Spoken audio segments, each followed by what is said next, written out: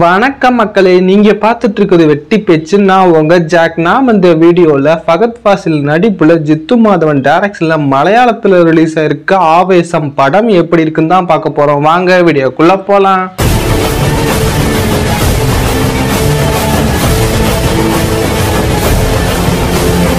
ஆவேசம் இந்த படத்தோட ஸ்டோரி என்னன்னா, கேரளால இருந்து 3 பசங்க பெங்களூருக்கு இன்ஜினியரிங் படிக்க வராங்க.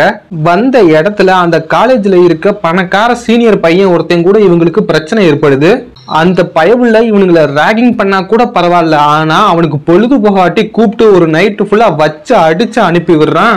இதுக்கு மேல முடியாது, இவனை திருப்பி அடிச்சு ஆகணும், நம்மளுக்கு ஒரு லோக்கல் சப்போர்ட் வேணும், ஒரு ரவுடியோட ஹெல்ப் வேணும்னு காலேஜ்ல கிளாஸ் முடிஞ்சதும் ஒவ்வொரு நாள் சாயங்காலமும் ஒவ்வொரு ஒயின் ஷாப்பா தேடி போறாங்க அந்த ரவுடிய. அப்படித்தான் ஒரு ஒயின் ஷாப்ல நம்ம ஹீரோ ஃபகத் ஃபாசிலையும் இவங்க மீட் பண்றாங்க. மீட் பண்ணி ஃப்ரெண்ட்ஷிப்பும் பிடிச்சிடுறாங்க. இதுக்கப்புறம் கேங்ஸ்டர் ஃபகத் ஃபாசில் இவங்களுக்காக காலேஜ்ல இறங்கி அந்த சம்பவத்தை பண்ணாரா இல்லையாங்கிறது தான் இந்த படத்தோட கதை. இப்போ இந்த படத்தோட பாசிட்டிவ் சைட் பார்த்தரலாம்.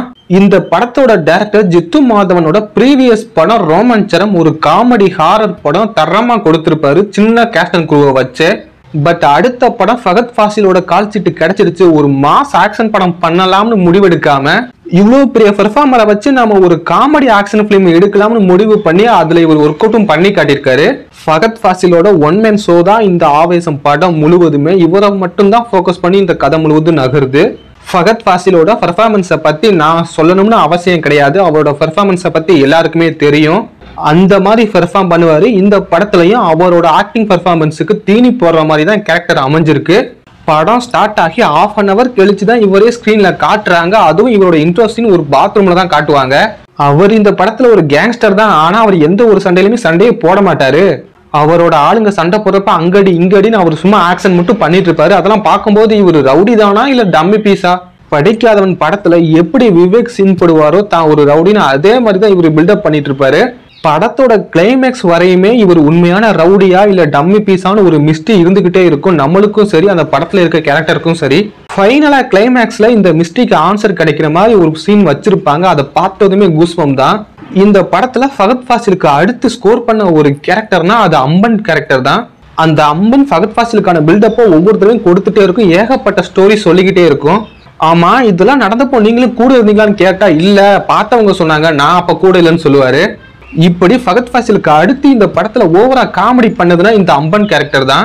அப்புறம் இவங்களை தவிர்த்து இந்த படத்துல நோட்டீஸ் பண்ற அளவுக்கு பெர்ஃபார்ம் பண்ணியிருந்ததுன்னா நம்ம ஃபகத் ஃபாசிலோட கேங்ல டிரைவரா ஒரு தாத்தா இருப்பாரு. அவரோட கேரக்டர் நல்லா இருந்துச்சு. அப்புறம் 2 ஹிந்தி பசங்க வருவாங்க, அவங்களுமே சூப்பரா பண்ணியிருந்தாங்க. அதுவும் அந்த தாத்தா அந்த 2 ஹிந்தி பசங்களோட ஃபைட் சீக்வன்ஸ்லாம் செம்மையா பண்ணியிருந்தாங்க. விக்ரம்ல எப்படி ஏஜென்ட் டீனாவோட கேரக்டர் இருக்குமோ அந்த மாதிரி தான் இந்த தாத்தாவோட கேரக்டருமே இருந்துச்சு. இந்த படத்துல நடிச்ச அந்த 3 சின்ன பசங்க கேரக்டர் தான் இந்த படத்தை நகர்த்தி கொண்டு போகுது. அவங்களோட பெர்ஃபார்மன்ஸுமே நீட்டா பண்ணியிருந்தாங்க. ஃபகத் ஃபாசிலோட நட்பை தேடி அலையிறது, அவரோட ஃப்ரெண்ட்ஷிப் கிடைச்சதுமே அவர் கூட சேர்ந்து ஜாலி பண்றது, அப்புறம் அவரை பார்த்தே பயப்படுறது, காலேஜ் கேம்பஸ்குள்ள நாங்க ரவுடி கூட ஃப்ரெண்ட்ஷிப் வச்சிருப்போம், நாங்களும் பெரிய ஆளுதான்னு சீன் போறதுன்னு சூப்பராகவே அவங்களோட பெர்ஃபார்மன்ஸை கொடுத்திருந்தாங்க. இது ஒரு காமெடி ஆக்ஷன் மூவி. இந்த படத்துல காமெடி ஏகப்பட்ட இடத்துல ஒர்க் அவுட் ஆயிருக்கு. இந்த காமெடிஸ் எல்லாம் பண்றது யாரு, காமெடியன் யாருன்னா அது ஃபகத் ஃபாசில் தான். இவ்வளவு பெரிய மாஸ் ஹீரோ தரமா காமெடி பண்ணிட்டு இருந்தாரு. ஆக்ஷன் சீக்வன்ஸுக்குமே ரொம்பவே மெனக்கெட்டு இருக்காங்க. மற்ற கேங்ஸ்டர் படம் மாதிரி வெட்டு குத்துன்னு பண்ணாம அந்த படத்துக்குன்னு ஒரு ஸ்டைல் வச்சிருந்தாங்க. அது ரொம்பவே சூப்பரா இருந்துச்சு.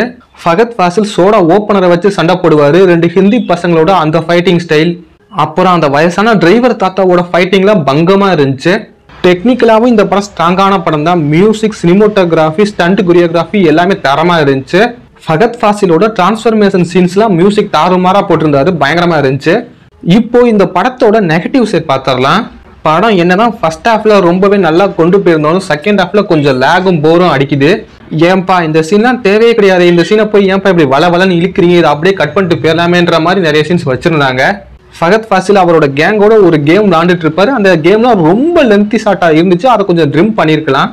இந்த படத்துல மன்சூர் அலிகானும் ஒரு முக்கியமான கேரக்டர் பண்ணிருப்பாரு. அவரோட கேரக்டருக்கு அந்த அளவுக்கு இம்பார்ட்டன்ஸ் கொடுக்கல. படத்தோட ஃபர்ஸ்ட் ஹாஃப் மாதிரி செகண்ட் ஹாஃபையும் கொஞ்சம் விறுவிறுப்பா காமெடி வச்சு என்கேஜிங்கா கொண்டு போயிருந்தா படம் ஒரு தரமான படமா இருந்திருக்கும். அப்படின்னா இந்த படம் அந்த அளவுக்கு இல்லையான்னு கேட்டீங்கன்னா அவர் இந்த படத்துல கண்டிப்பா பார்க்கலாம். ஒரு நல்ல படம் தான், தரமான ஃபர்ஸ்ட் ஹாஃப், செம்மையான கிளைமேக்ஸ்.